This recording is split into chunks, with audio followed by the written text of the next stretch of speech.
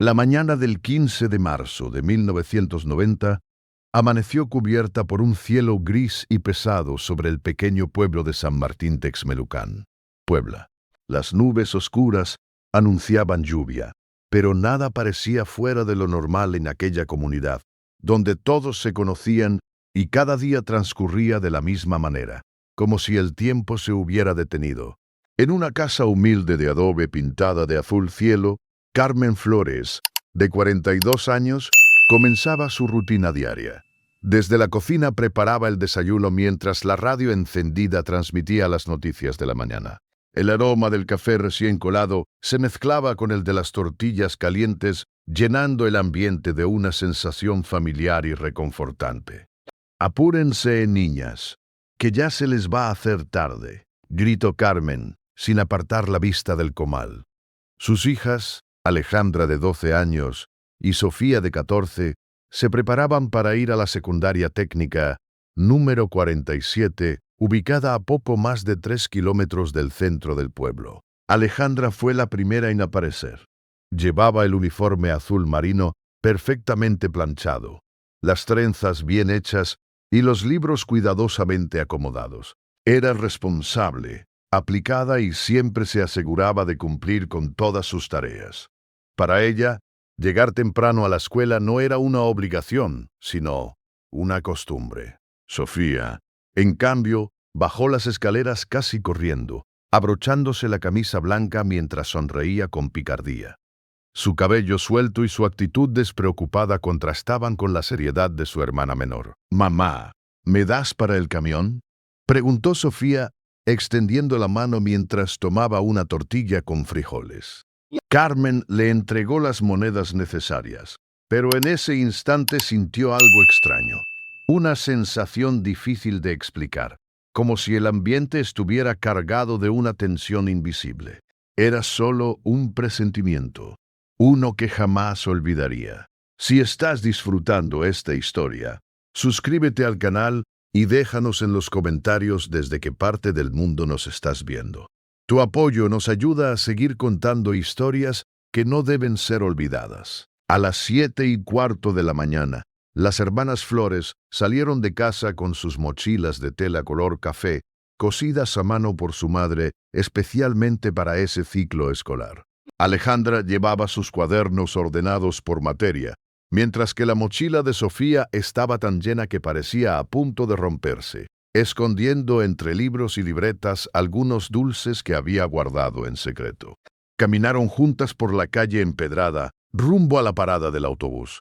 En el camino saludaron a doña Remedios, que barría la banqueta frente a su tienda, y al señor Jacinto, que levantaba las cortinas metálicas de su taller de carpintería. A las 7:30 en punto, llegó el autobús escolar, un viejo vehículo amarillo, desgastado por los años, pero confiable para los habitantes del pueblo.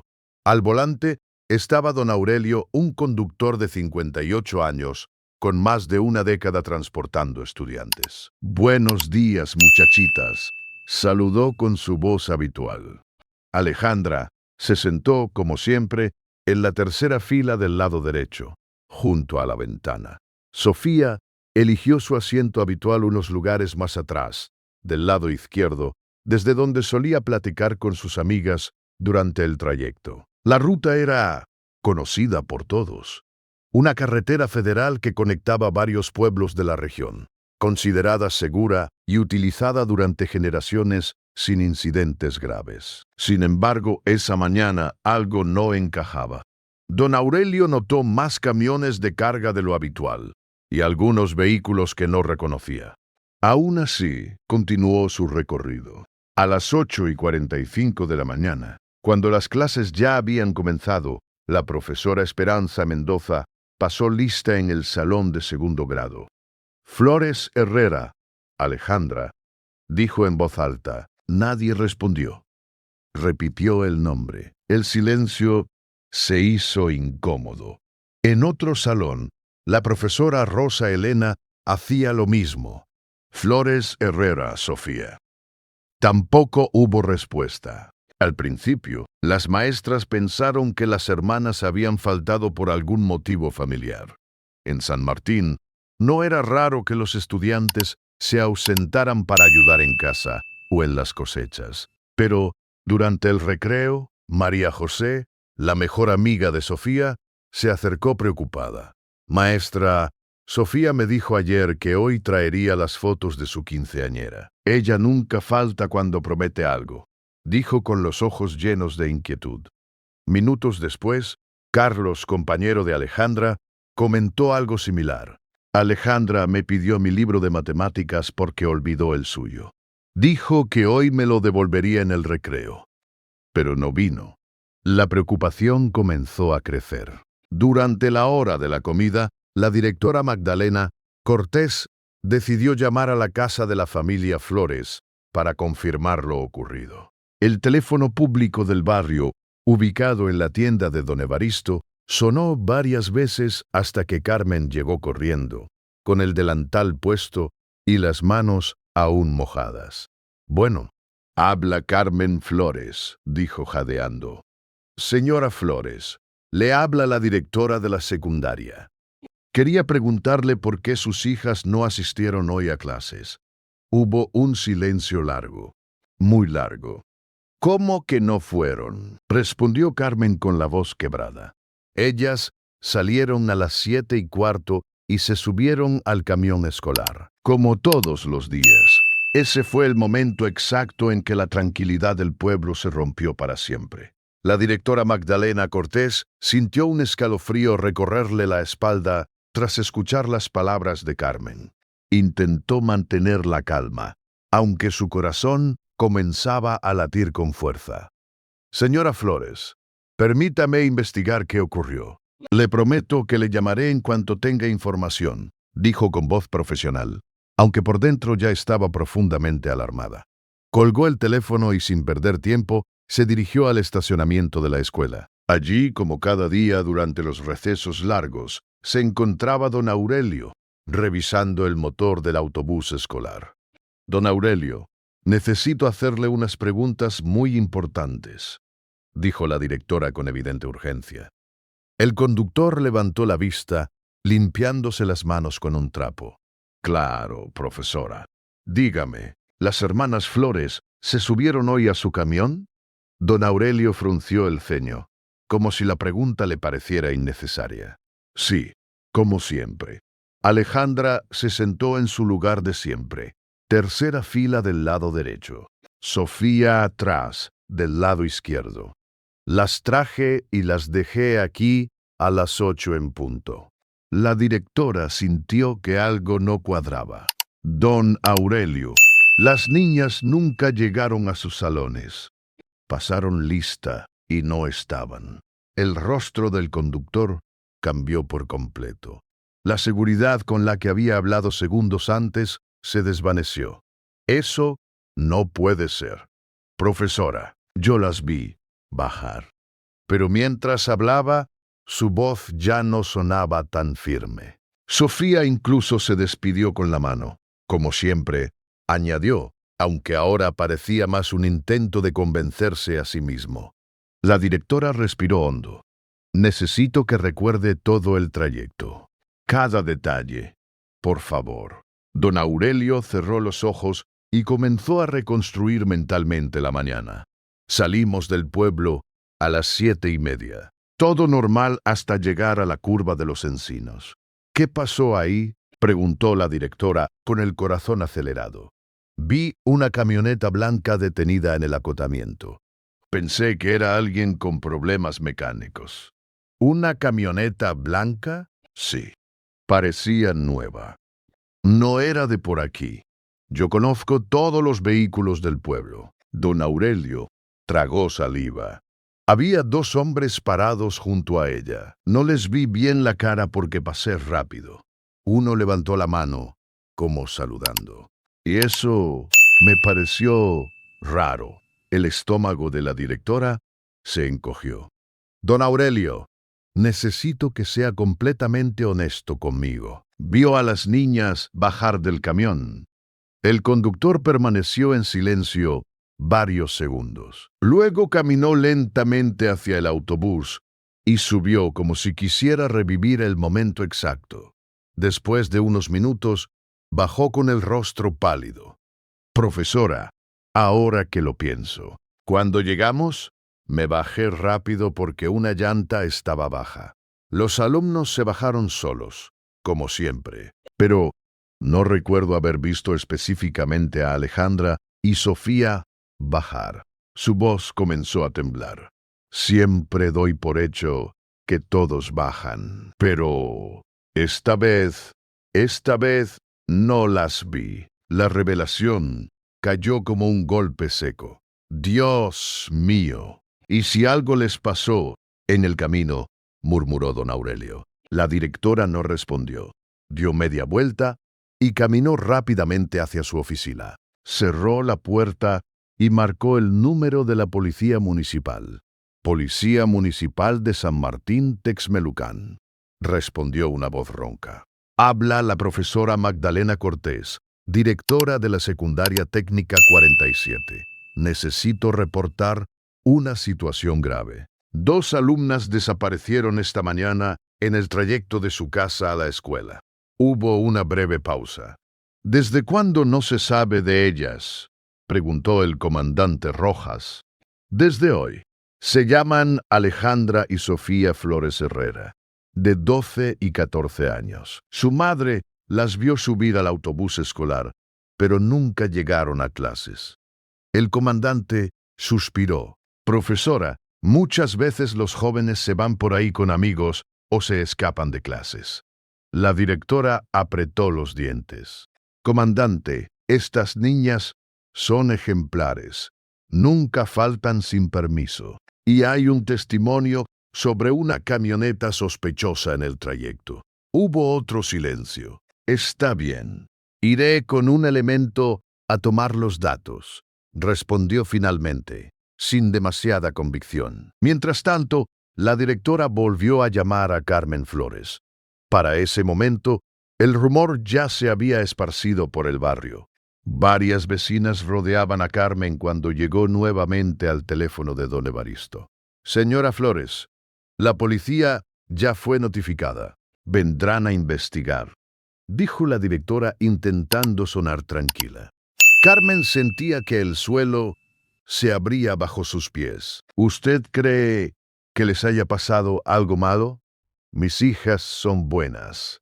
Alejandra quiere estudiar contabilidad. Sofía quiere ser maestra. Las palabras salían entre sollozos. Vamos a encontrarlas, respondió la directora, aunque en su interior una sombra de miedo comenzaba a crecer. A las 3:30 de la tarde, el comandante Rojas llegó a la escuela con el oficial Hernández. Ambos parecían más interesados en terminar rápido el papeleo que en la gravedad del caso. Cuénteme desde el principio, dijo el comandante, sacando una libreta. La directora relató todo nuevamente. Horarios, el autobús, la camioneta blanca, la ausencia en clases. ¿Ya revisaron si no están en sus casas?, preguntó el oficial con una sonrisa incómoda. ¿Su madre las vio subir al autobús?, respondió la directora, conteniendo su frustración. Vamos a dar una vuelta por el pueblo. Seguro aparecen, dijo el comandante mientras cerraba su libreta.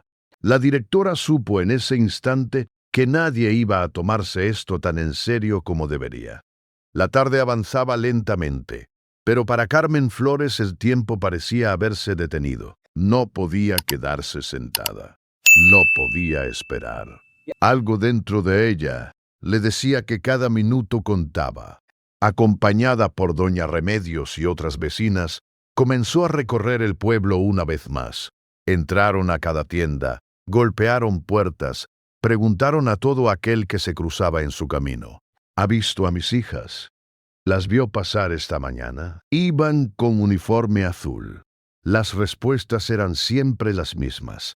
Nadie las había visto después de las 7:30 de la mañana. A las 4 de la tarde, Roberto Flores, el padre de las niñas, regresó de la fábrica textil donde trabajaba. Carmen no pudo ni siquiera terminar de explicarle lo ocurrido antes de romper en llanto. ¿Cómo que no llegaron a la escuela?, preguntó Roberto pálido. Se subieron al camión. Yo las vi. repitió Carmen una y otra vez. Algo malo pasó. Yo lo sé. Roberto se cambió de ropa sin decir una palabra. ¿Dónde fue que el chofer vio la camioneta?, preguntó con voz firme. En la curva de los encinos, respondió Carmen. La policía dice que va a revisar, pero yo no confío. Roberto la abrazó con fuerza. Por primera vez en muchos años, ambos lloraron juntos. No era solo miedo, era una certeza oscura que ninguno se atrevía a decir en voz alta. Conforme caía la noche, el pueblo entero se movilizó. Don Evaristo cerró su tienda. El señor Jacinto dejó su taller. Incluso el padre Miguel, párroco de la iglesia, organizó grupos de búsqueda y una cadena de oración. La noche del 15 de marzo de 1999 fue interminable. Carmen y Roberto no durmieron. Permanecieron sentados en la sala, mirando la puerta, esperando escuchar en cualquier momento el sonido de pasos. Una explicación. Cualquier cosa. Pero el amanecer llegó sin noticias. El segundo día comenzó con una verdad imposible de ignorar. Alejandra y Sofía no habían desaparecido por voluntad propia. Desde temprano, grupos de voluntarios recorrieron la carretera federal, especialmente la zona de la curva de los encinos, el punto donde don Aurelio había visto la camioneta blanca. El propio conductor los acompañó, señalando el lugar exacto. Fue aquí. Estoy seguro, dijo con la voz cargada de culpa. Fue entonces cuando Mario Sánchez, un mecánico de 35 años que conocía bien la zona, notó algo extraño. Miren esto, dijo, agachándose. Hay marcas de llantas que se salen de la carretera. Todos se acercaron. Las huellas no eran normales. Parecían de un vehículo pesado que se había detenido y luego se había internado entre los matorrales. Siguieron las marcas unos 50 metros hacia el interior, hasta llegar a un pequeño claro rodeado de árboles. Un lugar invisible desde la carretera. Allí, el silencio se volvió insoportable. Entre el pasto encontraron un listón azul. Don Aurelio lo reconoció al instante. Ese es del uniforme de la escuela. Susurró. Sofía siempre llevaba uno así en el cabello. El corazón de todos se detuvo. Poco después, alguien encontró monedas esparcidas por el suelo. Cuando Carmen llegó al lugar y vio el listón, se desplomó. Yo lo planché anoche, dijo entre sollozos. Era de Sofía. Roberto tomó las monedas con manos temblorosas. Son las mismas que le diste para el camión. En ese instante, todo cambió. Ya no se trataba de niñas perdidas. Ya no había espacio para excusas. Aquello había sido un acto violento. La policía estatal fue notificada de inmediato. Esa misma tarde llegó el comandante Mendoza, un hombre con más experiencia, quien ordenó acordonar el área y comenzar una investigación formal. Durante los días siguientes, perros entrenados, peritos y voluntarios peinaron la zona. Se encontraron fibras de tela, huellas de varios adultos y señales claras de forcejeo. La noticia no tardó en llegar a los medios. 2 hermanas desaparecen camino a la escuela en Puebla, titulaban los periódicos locales. La historia de Alejandra y Sofía Flores se extendió rápidamente por toda la región. Con la atención mediática llegó más apoyo, pero también rumores, falsas pistas y testimonios contradictorios. Sin embargo, una pista cambiaría el rumbo del caso para siempre. 3 semanas después, una mujer llamada Rosa Medina se presentó ante las autoridades. Yo las vi, dijo con la voz temblorosa. Estaban llorando. 2 hombres las tenían sujetas. La descripción coincidía con la camioneta blanca. El rompecabezas comenzaba a tomar una forma aterradora. 3 semanas después de la desaparición, cuando la esperanza comenzaba a desvanecerse y el cansancio emocional ya pesaba sobre todos, una mujer se presentó ante la comandancia estatal con una historia que heló la sangre de los investigadores. Su nombre era Rosa Medina. Tenía 28 años y trabajaba como empleada doméstica en Cholula. «Yo vi a las niñas», dijo apenas cruzó la puerta con las manos temblorosas. El 15 de marzo, como a las 9 de la mañana. Los agentes se miraron entre sí. «¿Dónde las vio?», preguntó el comandante Mendoza. «En la carretera, cerca de una curva. Había una camioneta blanca detenida. Las niñas llevaban uniforme azul. Estaban llorando». Rosa respiró hondo antes de continuar. 2 hombres las tenían agarradas de los brazos. No parecían familiares. Parecían vigilarlas. El silencio en la sala era absoluto. «¿Por qué no vino antes?», preguntó el comandante. Rosa bajó la mirada. «Tengo miedo. Soy una mujer pobre. No quiero problemas con gente peligrosa. Pero no puedo dormir desde ese día. Tengo hijas de la misma edad». Su testimonio coincidía con lo que don Aurelio había descrito semanas antes. La camioneta blanca volvía a aparecer. Rosa describió a los hombres. Uno alto y delgado, con bigote negro. El otro más bajo, robusto, con una cicatriz visible en el brazo izquierdo. Ambos hablaban con un acento que no parecía de la región. Con esta información, la investigación tomó un giro inquietante. Los agentes comenzaron a considerar una posibilidad aterradora. Alejandra y Sofía podían haber sido víctimas de secuestro o trata de personas.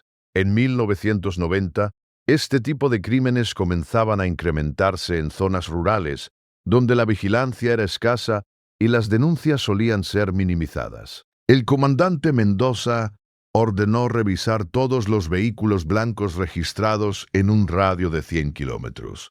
También se elaboraron retratos hablados de los sospechosos. Mientras tanto, la vida de la familia Flores se desmoronaba. Carmen dejó de comer con regularidad. En pocas semanas, perdió más de 10 kilos.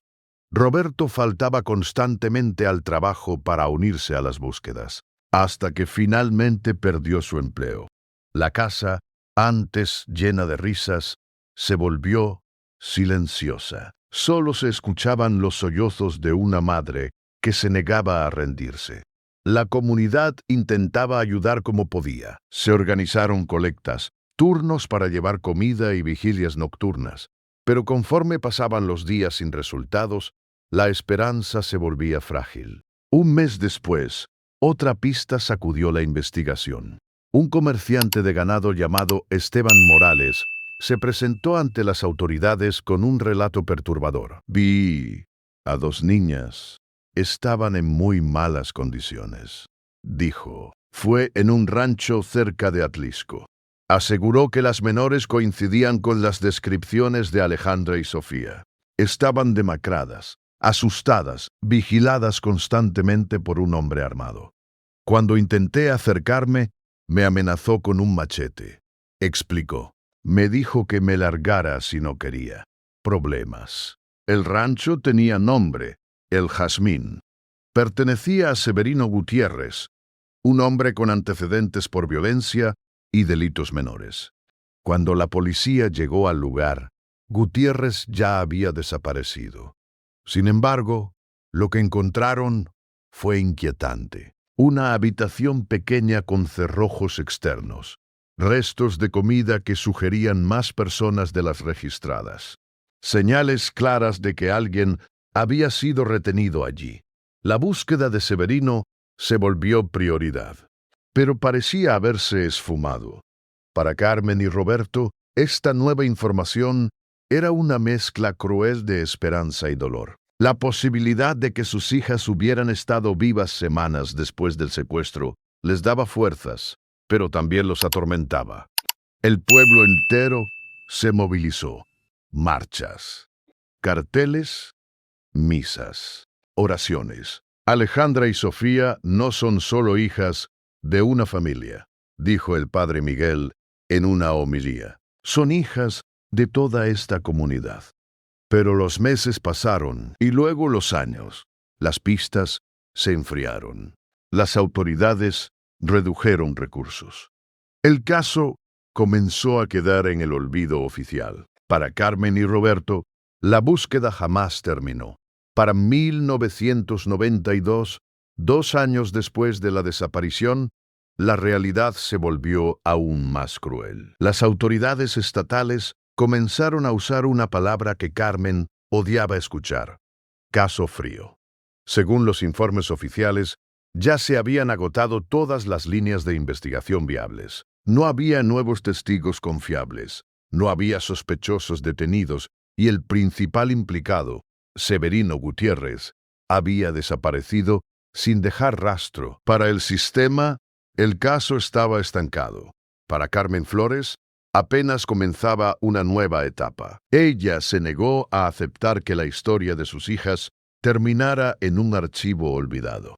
Poco a poco, sin darse cuenta, se transformó en algo que jamás imaginó ser: una investigadora por necesidad. Aprendió a leer reportes policiales, a comparar testimonios, a identificar contradicciones, a seguir pistas que otros habían descartado. La sala de su casa se convirtió en un centro de operaciones improvisado.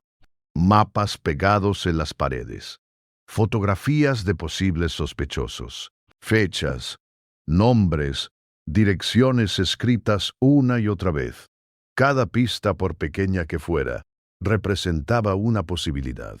Roberto, por su parte, se dedicó a la búsqueda física. Cada fin de semana viajaba a pueblos lejanos, recorría caminos rurales, mostraba las fotos de Alejandra y Sofía a desconocidos. ¿Las ha visto?, recuerda a estas niñas. La respuesta casi siempre era negativa, pero él nunca dejó de preguntar. Los años comenzaron a pasar lentamente. En 1995, cuando el dolor aún estaba fresco, nació un nuevo hijo para la familia Flores. Lo llamaron Miguel, en honor al padre Miguel, quien nunca los abandonó. El nacimiento del niño trajo alegría, pero también culpa. ¿Es justo ser felices cuando nuestras hijas siguen desaparecidas?, se preguntaba Carmen en silencio. Miguel creció escuchando los nombres de Alejandra y Sofía como si fueran parte del aire. Aunque no las conoció, siempre estuvieron presentes. Ellas son mis hermanas, decía, aunque nunca las vi. Con el paso del tiempo, la historia de las hermanas Flores se convirtió en una leyenda trágica en San Martín Texmelucan. Cada 15 de marzo, la escuela realizaba una ceremonia en su honor. Sus fotografías colgaban en los pasillos, recordando a todos que 2 alumnas nunca regresaron a casa. En el año 2000, 10 años después de la desaparición, las autoridades tomaron una decisión devastadora. Declararon oficialmente muertas a Alejandra y Sofía por muerte presunta. Para Carmen, ese documento fue una traición. Mientras no vea sus cuerpos, mis hijas están vivas, declaró al periódico local, y nunca dejaré de buscarlas. Con la llegada del nuevo siglo, una nueva herramienta apareció: Internet. Carmen aprendió a usar computadoras. Publicó la historia en foros, páginas de desaparecidos, grupos de apoyo. Por primera vez, el rostro de sus hijas cruzó fronteras digitales. En 2005, 15 años después, una llamada volvió a encender la esperanza. Una mujer en la Ciudad de México aseguraba ser Sofía Flores. Carmen y Roberto viajaron inmediatamente. El encuentro fue doloroso. Había similitudes, pero demasiadas inconsistencias. Las pruebas de ADN confirmaron la verdad. No era Sofía. La esperanza se rompió, pero no se extinguió. Situaciones similares ocurrieron en 2008 y 2012. Cada vez, el mismo ciclo: ilusión, viaje, desilusión. Para 2015, Carmen tenía 67 años y Roberto 70. El desgaste físico era evidente. Carmen padecía diabetes e hipertensión.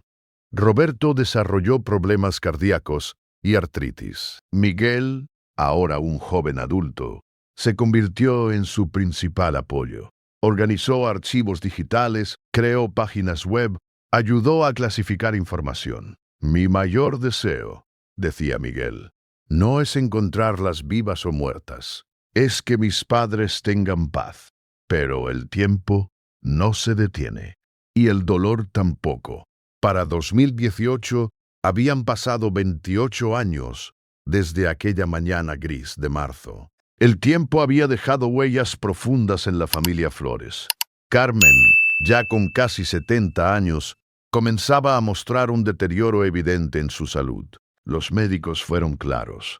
El estrés prolongado, la tristeza constante y la falta de descanso habían debilitado su corazón.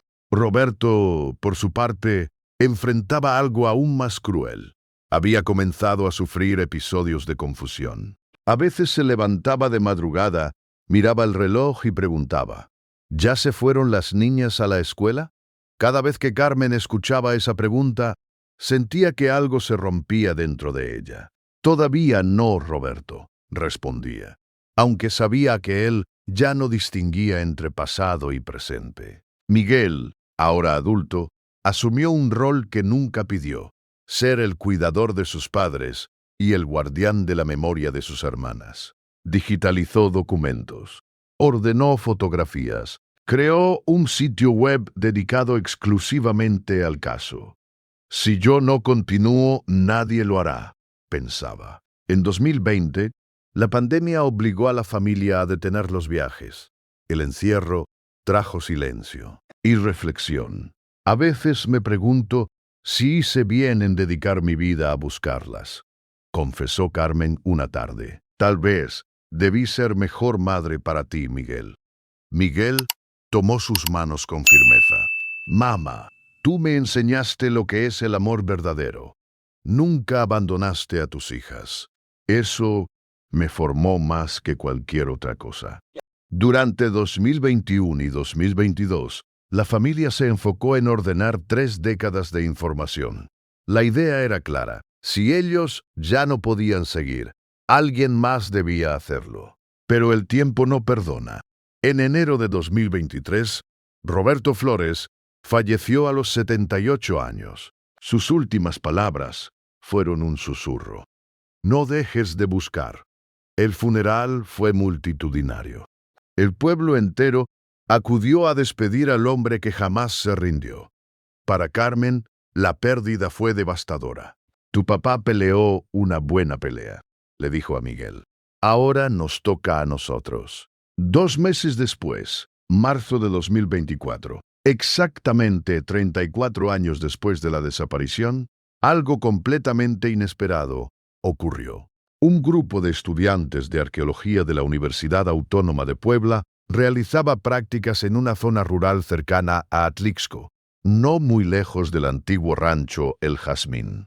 Excavaban lo que creían era un sitio prehispánico, hasta que una de las estudiantes, Andrea Sánchez, notó algo extraño en la tierra. Profesor, esto no parece antiguo, dijo señalando una tela sintética.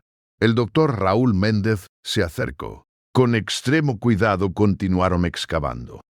Primero aparecieron hebillas metálicas, luego botones modernos y finalmente 2 mochilas de tela color café. El hallazgo hizo que todos se quedaran en silencio. No eran objetos antiguos, eran demasiado familiares. Las autoridades fueron notificadas de inmediato. Cuando los peritos revisaron el contenido, encontraron cuadernos escolares. En uno de ellos, aunque la tinta estaba casi borrada, aún podía leerse un nombre: Alejandra Flores. En la segunda mochila, otro cuaderno revelaba otro nombre: Sofía. Dentro también había una medalla de la Virgen de Guadalupe, algunas fotografías familiares y una carta. Una carta que Sofía había escrito para su madre, pero que nunca entregó. Cuando Carmen recibió la llamada, quedó en silencio. Encontraron. Algo alcanzó a decir. Señora Flores. Hallamos las mochilas de sus hijas, explicó el investigador con extrema delicadeza. Carmen cerró los ojos. 34 años después, por fin tenía una respuesta. Cuando Carmen Flores llegó al sitio donde habían sido encontradas las mochilas, sus piernas apenas la sostenían. Tenía 76 años y llevaba más de 3 décadas caminando con una pregunta que nunca tuvo respuesta. Cuando los peritos le mostraron las mochilas, no dudó ni un segundo. «Estas las cosí yo», dijo con voz temblorosa, «para el inicio del ciclo escolar». Las tocó con cuidado, como si temiera que se deshicieran entre sus manos. La de Alejandra estaba mejor conservada, tal como su hija siempre cuidaba sus cosas. La de Sofía, más desgastada, exactamente como ella era. Pero nada la preparó para la carta.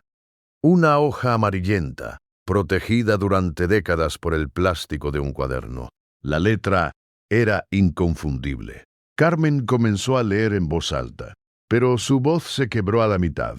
«Querida mamá, quiero que sepas que te amo mucho. A veces no te lo digo porque me da pena, pero eres la mejor mamá del mundo.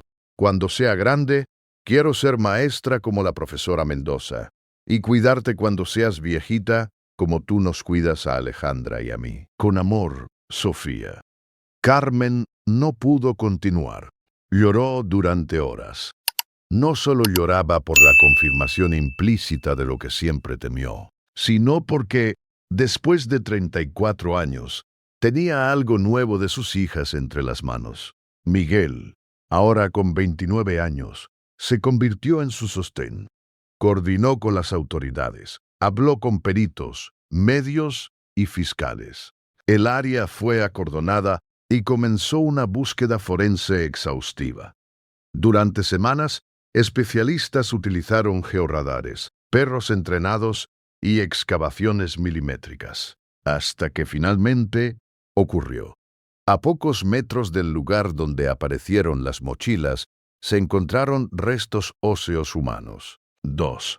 Los peritos confirmaron que correspondían a 2 menores de edad, con edades compatibles con Alejandra y Sofía al momento de su desaparición. Las pruebas de ADN tardaron varias semanas. Cada día de espera fue una mezcla de alivio y terror. Finalmente, en una mañana lluviosa de mayo de 2024, Carmen recibió la llamada. «Señora Flores, podemos confirmar que los restos pertenecen a Alejandra y Sofía». Carmen guardó silencio. No gritó, no se desmayó, no lloró de inmediato. Después de 34 años, ya lo sabía. «Gracias», respondió finalmente. «Ahora mi esposo puede descansar en paz». La investigación confirmó lo que durante décadas solo fue una sospecha. Las hermanas Flores habían sido víctimas de una red de secuestro y trata de personas que operaba en la región a finales de los años 80 y principios de los 90. El principal responsable, Severino Gutiérrez, había muerto años atrás en Guatemala, llevándose consigo muchos secretos. Pero la verdad, aunque tardía, finalmente salió a la luz. El funeral de Alejandra y Sofía se realizó 34 años, 2 meses y 5 días después de su desaparición. La iglesia de San Martín Texmelucan estaba llena. No solo acudieron familiares y amigos, sino generaciones enteras que crecieron escuchando su historia. María José, la mejor amiga de Sofía, ahora maestra, tomó la palabra. «Sofía, cumpliste tu sueño. Cada vez que entro a un salón de clases, pienso en ti». Carlos, el antiguo compañero de Alejandra, ahora ingeniero, anunció la creación de una beca en su nombre. Finalmente, Carmen se levantó. Sostenida por Miguel, miró los 2 ataúdes blancos. «Mis niñas», dijo con voz firme. «Durante 34 años recorrí este país buscándolas. Nunca pude abrazarlas otra vez, pero nunca las abandoné. Hoy no es un adiós, es un descanso». Las campanas sonaron y, por primera vez en más de 3 décadas, La búsqueda terminó. Hay historias que no terminan cuando deberían. Historias que se alargan por la indiferencia, el miedo o la falta de justicia. La historia de Alejandra y Sofía Flores no es solo una tragedia. Es el retrato del amor de una madre, de una familia que nunca se rindió, y de una verdad que, aunque tardía, siempre encuentra la forma de salir a la luz. Si esta historia te tocó, compártela, porque recordar también es una forma de justicia. Y mientras exista alguien que pregunte, los desaparecidos nunca serán olvidados.